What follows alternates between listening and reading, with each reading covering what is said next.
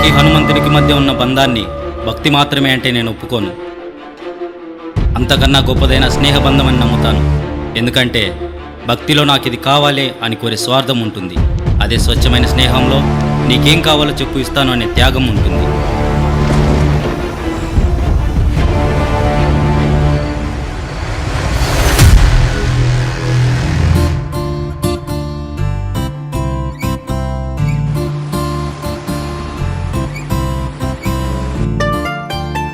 ఏది పడితే అది తినకుండా చిన్నప్పుడు అమ్మ ఎలా చూసుకుంటుందో, తప్పటడుగులు వేసి కింద పడకుండా నాన్న ఎలా కాపాడుకుంటాడో, అలాగే ఓ మంచి ఫ్రెండ్ ఉంటే అసలు తప్పే చేయకుండా అడ్డంగా నిలబడతాడు.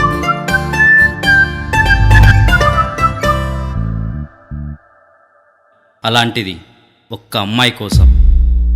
రేయ్, ఏం చేస్తున్నావు అర్థం అవుతుందా? ప్రిన్సిపల్కి తెలిస్తే అందరిని సస్పెండ్ చేస్తారా? నిన్నెవర్రా కొట్టేది? అయినా నాకెందుకు చెప్పలేదు? తప్పు చేసింది వాడు సార్, నన్ను ఎందుకు కొడుతున్నారు? సూర్య, తప్పు చేస్తే నువ్వేమన్నా కాలేజీలో ప్రొఫెసర్ వా? తప్పు చేస్తే దండించడానికి మన్నించడానికి హెచ్ఓడీస్ ఉన్నారు, ప్రొఫెసర్స్ ఉన్నారు, ప్రిన్సిపాల్ నేనున్నా.